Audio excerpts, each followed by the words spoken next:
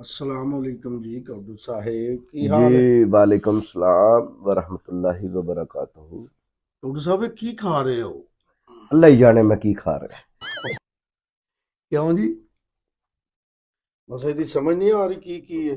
नहीं समझ आ रही है तो तक कि सुबह सुबह ਜਿਹੜਾ ਨਾ ਇਹ ਵਿੱਚ ਖੀਰੇ ਨੇ, ਇਹ ਵਿੱਚ ਲੋਬੀਆ ਹੈ, ਵਿੱਚ ਉਹ ਚੁਕੰਦਰ ਹੈ, ਵਿੱਚ ਗਾਜਰਾਂ ਨੇ, ਠੀਕ ਹੈ, ਤੇ नींबू भी है विच, चिकन भी पाया है उन्होंने, नींबू भी विच हैगा, ठीक है, नींबू भी है, चिकन टमाटर है, और ठीक है,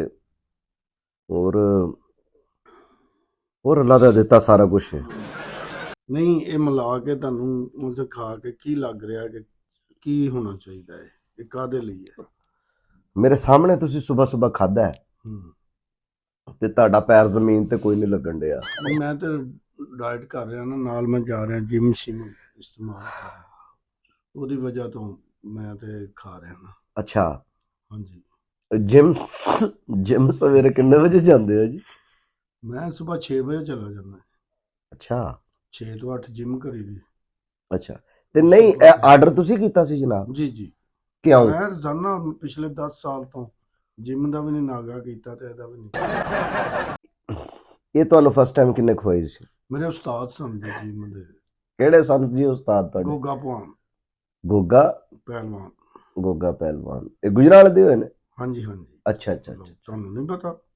ਉਹ ਬੜੇ ਮਸ਼ਹੂਰ ਪਹਿਲਵਾਨ ਹੋਏ ਨੇ। ਅੱਛਾ ਅੱਛਾ, ਨਹੀਂ ਤੇ ਉਹਨਾਂ ਨੇ ਕੀ ਦੱਸਿਆ ਜੀ ਕਿ ਇਹ ਉੱਥੋਂ ਮਿਲ ਜਾਂਦੇ ਨੇ ਜਿਹੜਾ ਹਰ ਚੀਜ਼ ਮਿਲ ਜਾਂਦੀ ਭਾਜੀ, ਇਹ ਕਿਹੜੀ ਮੁਸ਼ਕਲ ਚੀਜ਼ ਆ? ਤੁਸੀਂ ਮੈਨੂੰ ਇਹਦਾ ਨਾਮ ਦੱਸੋ, ਇਹ ਕੀ ਹੈ? ਕਿਹੜਾ ਜੀ? ਇਹ ਜਿਹੜਾ ਵਿੱਚ ਲੰਮੇ ਲੰਮੇ ਪੀਸ ਪਾਏ ਨੇ, ਇਹ ਕੀ ਹੈ?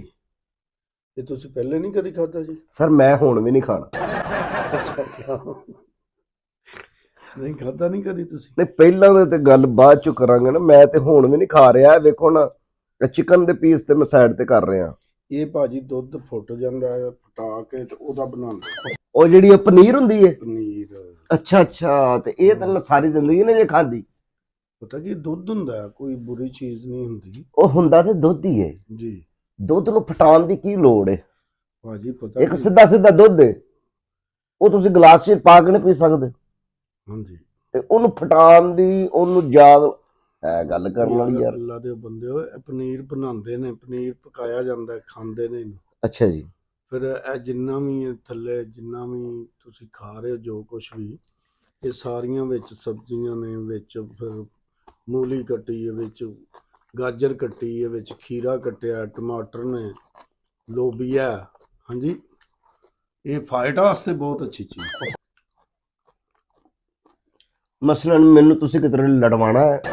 ਨਹੀਂ ਉਹ ਫਾਈਟ ਨਹੀਂ, ਮਸਲਨ ਜਿਸਮ ਦੀ, ਤੁਹਾਡੇ ਜਿਸਮ ਦੀ ਫਿਟਨੈਸ। ਹਾਂ ਅੱਛਾ, ਫਿਟਨੈਸ। ਹਾਂਜੀ ਫਿਟਨੈਸ, ਇਹਦੇ ਵਾਸਤੇ ਤੁਸੀਂ ਹੈਵੀ ਖਾਣਾ ਨਾ ਖਾਓ, ਸੁਬਹ ਸੁਬਹ ਇਹ ਖਾ ਲਓ। ਅੱਛਾ ਅੱਛਾ, ਅੱਛੀ ਚੀਜ਼ ਹੈ। ਬਲਕਿ ਸਗੋਂ ਦੋਸਤਾਂ ਨੂੰ, ਬੱਚਿਆਂ ਨੂੰ ਕਿਹਾ ਕਰੋ ਕਿ ਸੁਬਹ ਸੁਬਹ ਇਹ ਚੀਜ਼ ਖਾਣ, ਇਹ ਬੜੀ ਅੱਛੀ ਚੀਜ਼ ਹੈ ਭਾਜੀ। ਅੱਛੀ ਚੀਜ਼ ਤੇ ਹੈ। ਹਾਂ, ਮੈਂ ਕਦੋਂ ਕਹਿਣਾ ਕਿ ਅੱਛੀ ਚੀਜ਼ ਨਹੀਂ ਹੈ? ਹੋਰ ਕੀ ਤੁਹਾਨੂੰ ਚਾਹੀਦਾ?